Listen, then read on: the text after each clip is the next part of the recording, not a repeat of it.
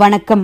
ஐயா சு. வெங்கடேசன் அவர்கள் எழுதிய வீரயுக நாயகன் வேல்பாரி பகுதி 85.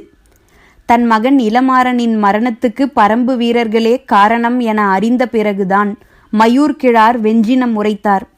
பரம்புக்கு எதிரான போரில் நானும் பங்கெடுத்து பகை முடிப்பேன் என்று முழங்கினார். காற்றைப் போல் இணையற்ற வேகத்தில் செல்லக்கூடிய இளமாறனின் குதிரையான ஆலா வேட்டுவன் பாறையில் நிற்கிறது என்று அவர் வெஞ்சினம் உரைத்து நீண்ட நாள்கள் கழித்துதான் தெரிய வந்தது. ஒன்றுக்கும் மேற்பட்ட முறை ஆள்களை அனுப்பி பார்த்து வரச் சொன்னார். எல்லோரும் அதை உறுதிப்படுத்தினர். வைப்பூர் துறைமுகத்தின் மீதான தாக்குதலில் வேட்டுவன் பாறை வீரர்களே பங்கெடுத்துள்ளனர் என்பதை எல்லா வகைகளிலும் உறுதிப்படுத்தி கொண்டார் மயூர்கிழார். நீலனின் வீரத்தை மலைமக்கள் அனைவரும் நன்கு அறிவர். எனவே ஆலாவை கைப்பற்றி தகுந்த பதிலடி கொடுக்க பொருத்தமான நேரத்துக்காக காத்திருந்தார். வேட்டுவன் பாறையில் என்ன நடக்கிறது என்று தொடர்ந்து கவனித்தார். மயிலாவுக்கான நிறைசூல் விழாவை பற்றி பலரும் அறிவர். இந்த விழாவுக்காக நாகக்கரட்டில் இருக்கும் நீலன் உள்ளிட்ட வீரர்கள் வேட்டுவன் பாறைக்கு வருவர். போர்ச்சூழல் இருப்பதால் எண்ணிக்கையில் குறைவான வீரர்களே இந்த விழாவில் பங்கெடுப்பர். ஆனால் நீலன் உறுதியாக பங்கெடுப்பான் என எல்லா செய்திகளையும் திரட்டினார் மயூர்கிழார். அதன் அடிப்படையிலேயே இந்த தாக்குதல் வடிவமைக்கப்பட்டது. கருங்கைவாணனின் திட்டமிடல் மயூர்கிழாரிடம் கூட பகிர்ந்து கொள்ளாததாக இருந்தது. யட்சினி வழிபாட்டுக்கான ஏற்பாடுகள்தான் முழு வேகத்தில் நடந்து கொண்டிருந்தன. அது தொடர்பான பணிகள்தான் மயூர்கிழாருக்கு வழங்கப்பட்டிருந்தன.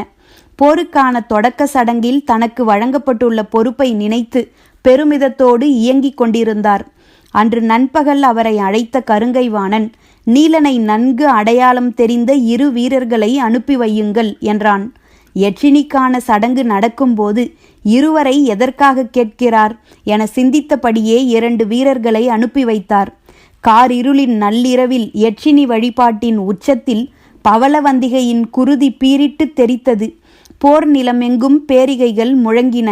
வேட்டுவன் பாறையின் அடிவாரத்தில் இந்த ஓசையை எதிர்பார்த்தே கருங்கைவாணன் காத்திருந்தான். பேரிகைகள் முழங்கியவுடன் தனது படைக்கான உத்தரவை பிறப்பித்தான். 3 திசைகளிலிருந்தும் அவர்கள் மேலேறினர். எதிர்பார்த்ததை விட கடும் தாக்குதலை சந்திக்க நேர்ந்தது. மிக குறைவான வீரர்கள் மட்டுமே இருந்தும் இவ்வளவு வலிமையான தாக்குதலை எப்படி நடத்துகின்றனர் என்பது பெரும் வியப்பாகவே இருந்தது. தாக்குதலை எதிர்கொண்டபடி மிக நிதானமாகவே மேலேறி கொண்டிருந்தான் கருங்கைவாணன். வடதிசையில் இருந்த துடிச்சாத்தன் கருங்கைவாணன் அளவுக்கு கூட முன்னேறவில்லை. கீழ்நிலையில் இருந்தான். ஆனால் தென் திசையில் திதியனோ கருங்கைவாணனை விட 2 பனை உயரத்துக்கு மேலேறியிருந்தான். படைகள் இப்படி சமநிலையற்று முன்னேறுவது எதிரிகளுக்கு வாய்ப்பாக அமைந்துவிடும். துடிச்சாத்தன் ஏன் இவ்வளவு பின்தங்கியுள்ளான் என்ற கவலை கூட பெரிதாக இல்லை. திதியனின் செயல்தான் அதிக கவலையளிப்பதாக இருந்தது. அவன் ஏறக்குறைய வேட்டுவன் பாறையின் மேல் நிலைக்கு சென்று விட்டான். சற்றே பதற்றமானான் கருங்கைவாணன். அவனை பொறுத்திருக்க சொல்ல முயன்றான். ஆனால் நீலன் தலைமையிலான வீரர்கள் நடத்தும் தாக்குதல் மிக கடுமையாக இருந்தது. தாக்குதலை எதிர்கொண்டு தாக்குப்பிடிப்பதே பெரும் பாடாக இருந்தது. எவ்வளவு தாக்கினாலும் எதிரிகள் மேலேறி கொண்டிருக்கிறார்கள் என்பதை கவனித்தபடியே தாக்குதலை மேலும் தீவிரப்படுத்தினான் நீலன். சோமக்கிழவனின் திசையில் எதிரிகள் மிகவும் கீழ்நிலையில் இருக்கின்றனர். ஆனால் புங்கனின் திசையில் எதிரிகள் மிகவும் மேலேறிய நிலையை அடைந்துள்ளனர் என்பதை அறிந்தபடி என்ன செய்யலாம் என சிந்தித்தான் நீலன். சோமக்கிழவனின் பக்கம் இருக்கும் 3 வீரர்களை இந்த பக்கம் அனுப்பலாமா என சிந்தித்த போதுதான் கொற்றனின் நினைவு வந்தது. அவன் மிகச் சிறியவன். எதிரிகள் மேலேறி கொண்டிருக்கின்றனர். இனி தாக்குதல் மிக கடுமையாக இருக்கும். காலம்பன் மகனுக்கு எந்தவித ஆபத்தும் நேர்ந்துவிடக்கூடாது என எண்ணிய நீலன் சட்டென சோமக்கிழவனின் திசை நோக்கி ஓடினான். அங்கு எதிரிகளை மேலே ஏற விடாமல் அனைவரும் ஒருங்கிணைந்த தாக்குதலை நடத்தி கொண்டிருந்தனர். விரைந்து வந்த நீலன் கொற்றனை தனியே அழைத்தான். பாறைகளை முடிந்த அளவுக்கு தூக்கி தள்ளி கொண்டிருந்த கொற்றன் மறுதிசையில் தாக்குதல் தொடுக்க அழைக்கிறான் என நினைத்து வேகமாக மேலேறி சென்றான். வேட்டுவன் பாறையின் மேலே குடில்களுக்கு இடையே ஆங்காங்கே பந்தங்கள் எரிந்து கொண்டிருந்தன. தாக்குதலின் ஓசையும் விடாமல் கேட்டுக்கொண்டிருந்தது. ஆனால் இவற்றையெல்லாம் மீறி வெளிப்பட்டு கொண்டிருந்தது வள்ளிக்கானத்தில் நடைபெறும் கூத்தின் ஓசை. எல்லா வகையான இசைக்கருவிகளும் அங்கு வாசிக்கப்பட்டு கொண்டிருந்தன. காரமலையின் அமைதியை முழு முற்றாக விரட்டி கொண்டிருந்தன கூத்தின் ஓசையும் வேட்டுவன் பாறை தாக்குதலின் சத்தமும். கொற்றனை தனியாக அழைத்து வந்த நீலன் பின்புறம் செல்லும் ஒற்றையடி பாதையை காட்டி, இந்த வழியில் ஒரு பொழுது நடந்தால் அருவியும் அதன் அடிவாரத்தில் பெரும் பாறைகளும் இருக்கும். நீ அங்கு போய்விட்டால் யாராலும் அதற்குள் வந்து உன்னை கண்டறிய முடியாது. நாளை காலை வரை நீ அங்கேயே இரு. விடிந்ததும் ஊருக்கு வா என்றான்.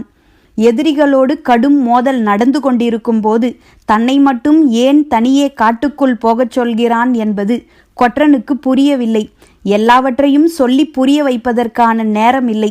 கொற்றன் விழித்து கொண்டு நின்றதை பார்த்த நீலன், காலையில் வந்து உன்னிடம் விளக்கமாகச் சொல்கிறேன், இப்போது புறப்படு என்றான். அதற்கு மேல் நீலனின் குரலை மறுத்து நிற்க முடியாது. மனமே இல்லாமல் அவன் சொன்ன பாதையை நோக்கி புறப்பட்டான் கொற்றன். அவன் புறப்பட்ட பிறகு நீலன் மீண்டும் கிழக்கு திசை நோக்கி ஓடத் தொடங்கினான். 3 திசைகளிலிருந்தும் தாக்குதலின் ஓசை அதிகமாகிக் கொண்டிருந்தது. தென் திசையின் ஓசை மிகவும் மேலேறி கேட்டது. புங்கனின் தலைமையிலான வீரர்கள் வேந்தர் படையின் தாக்குதலை தடுக்க முடியாமல் பின்னோக்கி வந்து கொண்டே இருந்தனர். பெருங்குரல் எழுப்பியபடி திதியன் முன்னேறி கொண்டிருந்தான். காரமலையை நோக்கி விரைந்து கொண்டிருந்த கொற்றன் எதிரிகளின் ஓசை இவ்வளவு அருகில் கேட்கிறதே என நினைத்து சற்றே திரும்பினான். பந்தத்தின் ஒளியில் சீறிக்கொண்டிருந்த திதியனின் முகம் நேரெதிரே தெரிந்தது. ஓடிக்கொண்டிருந்த கொற்றன் அந்த முகத்தை பார்த்த கணத்தில் உறைந்து நின்றான். நினைவுகளால் மூச்சு முட்டியது. தம்பிகளோடு சேர்த்து தன்னையும் கால்களை கட்டி தலைகீழாக தொங்கவிட்டவன், கையில் சிக்கியவர்களையெல்லாம் கொன்று குவித்தவன், கதறி துடித்த பெண்களையெல்லாம் கழுத்தை அறுத்து வீசியவன், கண்முன்னால் ஊரையே வேட்டையாடி தீர்த்தவன். உறைந்து நின்ற கொற்றனுக்கு என்ன செய்வது என தெரியவில்லை. ஆனால் நீலன் சொன்ன பாதையை நோக்கி ஓட கால்கள் மறுத்தன. புங்கனால் திதியனின் தாக்குதலை எதிர்கொள்ள முடியவில்லை. சிறிது சிறிதாக பின்னோக்கி நகர்ந்து வந்து கொண்டே இருந்தான். வேந்தர் படையணிக்கு தலைமை தாங்கிய திதியனின் உறுதிப்பாடு புங்கனை நிலைகுலையச் செய்தது. அவன் எந்த தாக்குதலையும் கண்டு அஞ்சாமல் முன்னோக்கி வந்து கொண்டே இருக்கிறான். அவனை கட்டுப்படுத்த எந்த வழியிலும் புங்கனால் முடியவில்லை. திதியன் ஏறக்குறைய மேல்நிலைக்கே வந்துவிட்டான். அவனது வருகையை எதிர்பார்த்தபடி தோதக்கத்தி மரத்தின் கிளையின் மேல் ஏறி மறைந்து பார்த்து கொண்டிருந்தான் கொற்றன். மரத்தின் மீது படர்ந்திருந்த கொடியை பிடித்தபடி காத்திருந்தான். மேல்நிலைக்கு அருகில் வந்ததும் திதியனின் ஆவேசம் இன்னும் அதிகமானது. ஆங்காங்கே பந்தங்கள் எரிந்து கொண்டிருந்தன. ஆனால் வீரர்கள் யாரும் தென்படவில்லை. தாக்குதலை எதிர்கொள்ள முடியாமல் புங்கன் மேலும் மேலும் பின்னோக்கி வந்து கொண்டிருந்தான். திதியன் சரியான இடத்துக்கு வரும் வரையில் காத்திருந்தான் கொற்றன். அன்று தலைகீழாய் கட்டி தொங்கவிடப்பட்ட நிலையில் தன்னையும் தம்பிகளையும் சுட்டி காட்டி அம்பு வீசிக்கொள் என கொக்கரித்தவனின் தலையை உச்சியில் தொங்கியவாறு எந்த கோணத்தில் கொற்றன் பார்த்தானோ அவன் தலை இப்போது அதே கோணத்தில் தனக்கு நேர்கீழே வந்து நிற்பதை பார்த்தான் கொற்றன். இந்த கணத்தை எதிர்பார்த்துதான் இவ்வளவு நேரமும் கொப்போடு கொப்பாக ஒட்டி கிடந்தான். எந்தவித ஓசையும் எழுப்பாமல் கொடியை பிடித்தபடி உச்சி கொப்பிலிருந்து கீழ் நோக்கி குதித்தான். ஏதோ ஓசை கேட்கிறதே என நினைத்த திதியன் சட்டென மேல் நோக்கி அண்ணாந்து பார்க்கும்போது கூர்வாளின் முழு முனையும் அவனது முகத்தை கிழித்து கொண்டு நெஞ்சுக்கூட்டுக்குள் இறங்கியது. திதியனோடு வந்தவர்கள் சற்றும் எதிர்பார்க்காத தாக்குதலாக அது இருந்தது. தங்கள் படையணி தலைவன் மண்ணில் சாய்ந்த கணத்தில் என்ன செய்வது என தெரியாமல் திகைத்த போது விழிப்படைந்த புங்கன் வீறு கொண்டு தாக்கி முன்னோக்கி நகரத் தொடங்கினான். நிலைமையை எதிர்கொள்ள முடியாமல் வேந்தர் படை வீரர்கள் சற்றே பின்னோக்கி இறங்கினர். ஆனால் திதியனோடு சாய்ந்து கிடந்த கொற்றனின் உடலில் எண்ணில்லாத ஈட்டிகள் இறங்கியிருந்தன. யட்சினி வழிபாடு பற்றி கபிலர் சொன்னதும் அடுத்து செய்ய வேண்டிய வேலைகளை பற்றி தீவிரமாக சிந்திக்கத் தொடங்கினான் முடியன். யட்சினி வழிபாடு என்பது தாக்குதலுக்கு முன்பு நடக்கும் சடங்கு என கபிலர் கூறிய பிறகு தாக்குதலை விடிந்ததும் தொடங்குவார்களா இப்போதா என்று கேள்வியை எழுப்பியபடி இருந்தான். நாகக்கரட்டுக்கு சென்ற பாரியும் கபிலரும் இன்னும் வரவில்லையே என நினைத்த தேக்கனும் வாரிக்கையனும் இரளிமேட்டிலிருந்து நாகக்கரட்டுக்கு வந்து சேர்ந்தனர். நள்ளிரவை கடந்து நீண்ட நேரமாகியிருந்தது. அவர்கள் வந்ததும் மீண்டும் யட்சினிக்கான சடங்கு பற்றி கபிலர் கூறினார். எதிரிகளின் தாக்குதலை எதிர்பார்த்துதானே இருக்கிறோம். எப்போது தாக்கினாலும் எதிர்த்தாக்குதலால் அவர்களை வீழ்த்துவோம் என்றான் தேக்கன். பொழுது விடியும் போது எல்லா நிலைகளிலும் வீரர்களை ஆயத்த நிலையில் இருக்கச் சொல்லுங்கள். நிலைமைக்கு ஏற்ப முடிவெடுப்போம் என்றான் பாரி. இந்த பேச்சு நடைபெற்று கொண்டிருக்கையில் வேட்டுவன் பாறையிலிருந்து வந்த வீரன் நாகக்கரட்டின் இடது முனையை அடைந்தான். அந்த திசைக்கு தலைமை ஏற்ற நீலன் நிறைசூல் விழாவுக்கு போய்விட்டதால் அந்த பொறுப்பை வேட்டூர் பழையன் ஏற்றிருந்தார். வந்த வீரன் மூச்சிறைக்க தாக்குதலை விவரித்தான். செய்தியை கேட்டு துடித்தெழுந்த பழையன் முதற் படைப்பிரிவை அழைத்து கொண்டு வேட்டுவன் பாறை நோக்கி பாய்ந்து சென்றான். இடது முனையிலிருந்து காரிக்கொம்பு ஊதப்பட்டது. ஏதோ பிரச்சனை என்பது நாகக்கரட்டின் மேல் இருந்த ஐவருக்கும் தெரிந்தது. வீரன் ஒருவன் நாகக்கரட்டின் மேல்நிலை நோக்கி குதிரையில் வந்து கொண்டிருந்தான். ஐவரும் குதிரையில் ஏறி காரிக்கொம்பு ஊதப்பட்ட இடது புறத்தை நோக்கி விரைந்தனர். ஏதோ நடந்திருக்கிறது என்பது புரிந்தது. என்ன என்பதை கணிக்க முடியவில்லை. குதிரைகள் விரைந்தன. வீரன் எதிர்பட்டான். நடந்து கொண்டிருக்கும் தாக்குதலை அவன் விவரித்த போது அனைவரும் பேரதிர்ச்சிக்கு உள்ளாகினர். வீரன் சொல்லி முடிக்கும் போதே நீலனை காக்க பாய்ந்து செல்ல துடித்தது பாரியின் மனம். அதை உணர்ந்த வாரிக்கையன், பாரி இங்கே இருக்கட்டும், தேக்கனும் முடியனும் புறப்படுங்கள் என்றார்.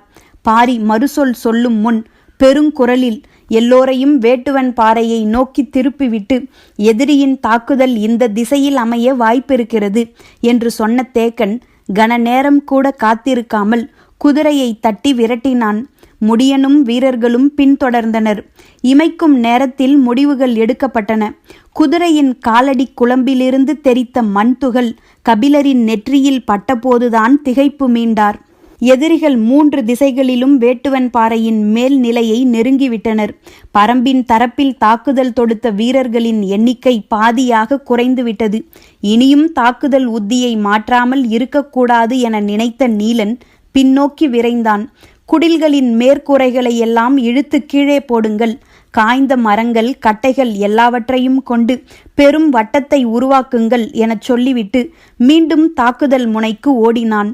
மேல்நிலையில் நின்றிருந்த வீரர்கள் குடில்களின் மேற்கூரைகளை எல்லாம் கீழே சரித்தனர்.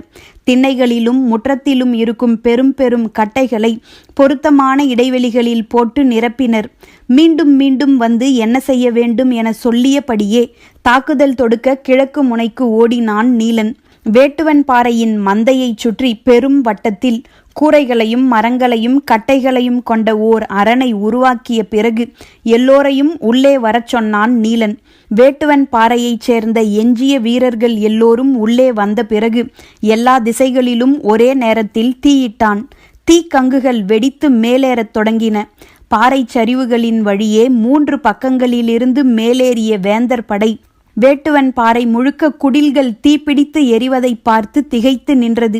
எதிரிகள் தனது கைகளில் சிக்காமல் குடில்களுக்கு தீ வைத்துவிட்டு காட்டுக்குள் தப்பி ஓடிவிட்டனர் என நினைத்தான் கருங்கைவாணன்.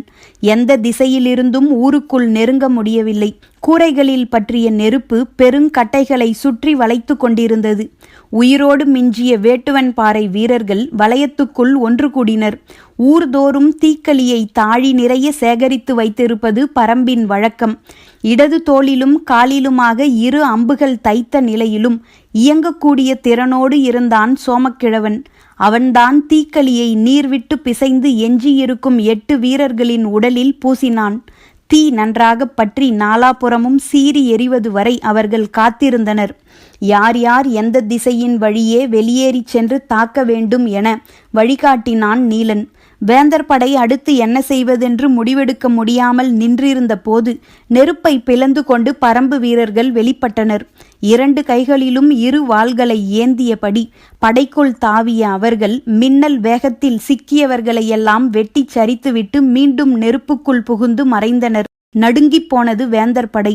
நெருப்பை பிளந்து எதிரிகள் வெளியேறி வந்து தாக்குதல் தொடுக்கின்றனர் என்பதை யாராலும் நினைத்துக்கூட பார்க்க முடியவில்லை. 2 வாள்களோடு வெளிவந்த நீலன் கன நேரத்தில் 10க்கும் மேற்பட்டோரை சீவி எறிந்துவிட்டு மீண்டும் தீக்குள் புகுந்தான். வீரர்களின் பேரோலத்தை கேட்டு ஓடி வந்தான் கருங்கைவாணன். நெருப்புக்குள்ளிருந்து வெளியேறி வந்து தாக்குதல் நடத்திவிட்டு மீண்டும் உள்ளே போய்விடுகின்றனர் என்று மற்ற வீரர்கள் தெரிவித்தனர். மிரண்டு போய் பார்த்தான் கருங்கைவாணன். எல்லா திசைகளிலும் பற்றி எரிந்து கொண்டிருந்தது. உள்ளே போனவன் எந்த வழியில் போனான் எனக் கேட்டான் கருங்கைவாணன். உடன் இருந்த வீரர்கள் அவன் தாக்குதல் நடத்தி திரும்பிய இடத்தை காண்பித்தனர். மனிதன் நுழைந்து வெளியேறும் அளவுக்கு அந்த இடத்தில் நெருப்பு சிறுத்து எரிகிறதா என சற்றே உற்று பார்த்தான் கருங்கைவாணன். ஆனால் ஆள் உயரத்துக்கு மேலாக நெருப்பின் கீற்றுகள் மேலெழுந்து கொண்டிருந்தன. இதற்குள்ளிருந்து எப்படி வெளிவந்து மீண்டும் உள்ளே போக முடியும் என்பது புரியாத குழப்பத்தில் மிரண்டு நின்றான். தாக்குதல் நடத்திவிட்டு வீரர்கள் உள்ளே வந்ததும் அவர்கள் வந்த நெருப்பின் தடத்துக்குள் ஏற்கனவே ஆயத்த நிலையில் இருந்த வீரர்கள் மிளகு குடுவையை உருட்டிவிட்டனர். குடுவையில் தீப்பொறி பட்டவுடன் சூடேறும். கன நேரத்தில் பெரும் சத்தத்தோடு வெடிக்கும். வெடிப்புற்ற கணம் மேலே கிடக்கும் கட்டைகளையே தூக்கி வீசும். நெருப்பு கங்குகள் எல்லா பக்கங்களிலும் தெறிக்கும். நீலன் நெருப்புக்குள் நுழைந்த இடத்தை கருங்கைவாணன் உற்று பார்த்தபோதுதான் மிளகு குடுவை வெடித்து சிதறியது. முகமெல்லாம் கங்கு துளிகள் தெறித்து விழ துடித்து போனான் கருங்கைவாணன். உடனடியாக கருங்கைவாணனுக்கு மற்றவர்கள் உதவி கொண்டிருந்த போது சற்று தொலைவில் நெருப்புக்குள்ளிருந்து வெளிவந்த வீரன் ஒருவன் இரு வாள்களை கொண்டு வெட்டி சரித்துவிட்டு மீண்டும் நெருப்புக்குள் நுழைந்தான். வேந்தர் படை உறைந்து நின்றது. எதிரிகள் தாக்குதலை எந்த திசையிலிருந்து எப்படி நடத்துகின்றனர் என்பது புரியாத புதிராக இருந்தது. வடக்கு பக்கத்தில் நெருப்பை பிளந்து வெளியேறும் மனிதர்களை கண்டவுடன் துடிச்சாத்தன் செயலற்று நின்றான். வெளியேறியவர்களின் வாள்வீச்சில் குருதி பொங்கித் தெரித்தது. நெருப்பின் சீற்றத்தினூடே குருதியை குடித்தபடி வாள்கள் மீண்டும் தீப்பிழம்புக்குள் நுழைந்து மறைந்தன. மனித முயற்சிக்கு அப்பாற்பட்ட செயலை பரம்பு வீரர்கள் செய்து கொண்டிருக்கின்றனர். இனியும் தாம் இங்கு இருப்பது எந்த வகையிலும் நல்லதன்று என சிந்தித்த துடிச்சாத்தன் கருங்கைவாணனை நோக்கி விரைந்தான். வீரர்கள் சுற்றி நிற்க நெருப்பை விட்டு மிகவும் தள்ளி பாறை ஒன்றின் மேல் கருங்கைவாணன் அமர்ந்திருந்தான். அவனது முகத்தை துணி கொண்டு மூடி இளைப்பாறச் செய்து கொண்டிருந்தனர். தாக்குதல் நடத்திவிட்டு உள்ளே வரும் வீரர்களின் உடலில் தீக்களி காய்ந்தோ உதிர்ந்தோ போயிருந்தால் மீண்டும் தீக்களியை பூசி தாக்குதலுக்கு ஆயத்தம் செய்யும் வேலையை செய்து கொண்டிருந்தான் சோமக்கிழவன். நீலன், புங்கன், மேலும் இருவர் என 4 பேர்தான் தீக்களி பூசி இரு வாள்கள் ஏந்தி எதிரிகளை வெட்டி சாய்த்து கொண்டிருந்தனர். மற்ற 3வரும் மிளகு குடுவையை நெருப்புக்குள் இங்கும் அங்குமாக வீசி எறிந்து கொண்டிருந்தனர். என்ன நடக்கிறது என எதிரிகள் அறியும் முன் பரம்பு வீரர்கள் 4வரும் 5 முறைக்கும் மேலே சென்று தாக்கிவிட்டு மீண்டும் நெருப்புக்குள் திரும்பியிருந்தனர். ஒவ்வொரு வீரனும் 10க்கும் மேற்பட்டோரை வெட்டி சாய்த்திருந்தான். நீலனின் தாக்குதலில் மட்டும் 20க்கும் மேற்பட்ட வீரர்கள் சரிந்திருப்பர். நெருப்பெங்கும் வடியும் குருதியோடு வாளை சூடாக்கிக் கொண்டே இருந்தனர் பரம்பு வீரர்கள். முகமெல்லாம் மிளகு பொறி பட்டு சுட்டு கருகிய போது துடித்து கத்தினான் கருங்கைவாணன். ஆனாலும் அவனது இலக்கை விட்டு திரும்பிச் செல்ல அவன் ஆயத்தமாக இல்லை. நெருப்பின் வட்டத்துக்குள்ளிருந்து எப்படி இவர்கள் வெளிவருகின்றனர், நெருப்பின் சூட்டை இவர்கள் எப்படி தாக்கு பிடிக்கின்றனர் என எதுவும் புரியவில்லை. வேந்தர் படை வீரர்கள் வெடித்து சிதறும் நெருப்பின் பொறி கண்டு அஞ்சி இருளுக்குள் பதுங்கினர். ஆனாலும் நெருப்பை விட்டு அகலாமல் நில்லுங்கள் என்று வீரர்களை நோக்கி மீண்டும் மீண்டும் கூறினான் கருங்கைவாணன். வள்ளிக்கானத்தில் நாகசம்பங்கியின் தேரல் தேல் போல் கொட்டி உள்ளிறங்கிக் கொண்டிருந்தது. துடியும் முழவும் பறையும் அடற்காட்டை உலுக்கின. பெண்கள் கலிவெறி கொண்டு ஆடினர். பெருங்கூக்குரலினூடே இருளை கிழித்து பெண்கள் ஆடிக்கொண்டிருந்த போது நெருப்பை பிளந்து வாள் ஏந்தி ஆடிக்கொண்டிருந்தனர் ஆண்கள். இருவிதமான ஓசைகள் காரமலையின் இரு இடங்களிலிருந்து வெளிவந்து கொண்டிருந்தன. கலங்கிப்போய் வந்த துடிச்சாத்தனிடம் நம்பிக்கை கொடுத்து தாக்குதலுக்கான வழிமுறைகளை பற்றி பேசினான் கருங்கைவாணன். பரம்பு வீரர்கள் நடத்தும் இந்த தாக்குதலால் சிலர்தான் வெட்டப்பட்டு சாகின்றனர்.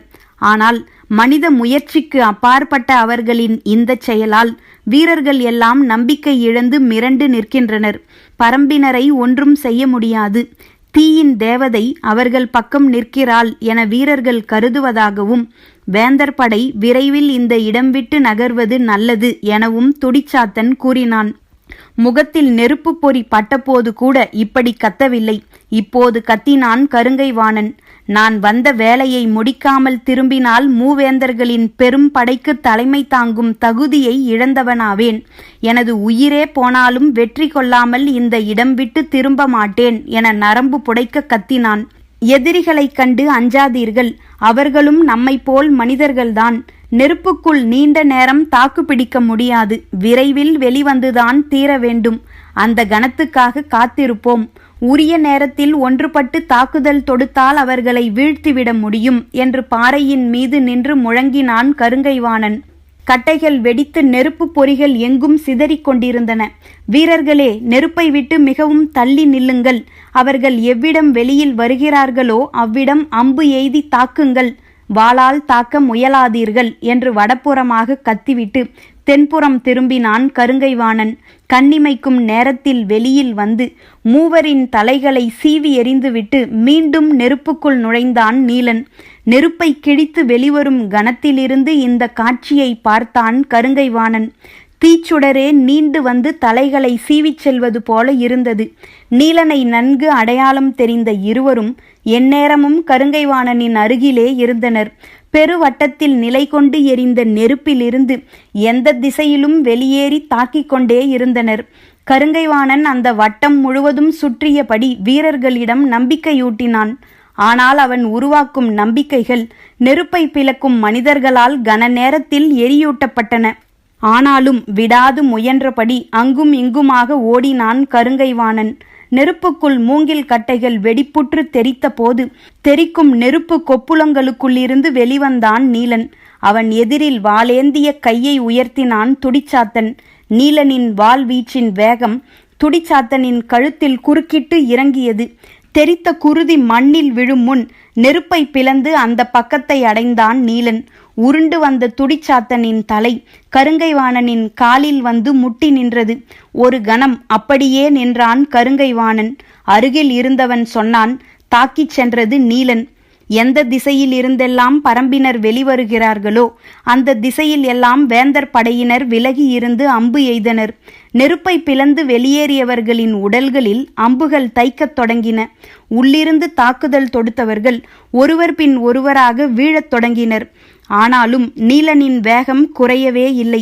நெருப்புக்கு வெளியே இருந்து தாக்குதல் தொடுப்பவர்கள் மிகவும் விலகி நிற்கிறார்கள் என அறிந்து அதற்கு ஏற்ப தாக்குதல் திட்டத்தை மாற்றுங்கள் என நீலன் சொன்னபோது புங்கன் ஈட்டியால் குத்தப்பட்டு நெருப்புக்குள் இருந்து வெளிவர முடியாமல் சாய்ந்தான்.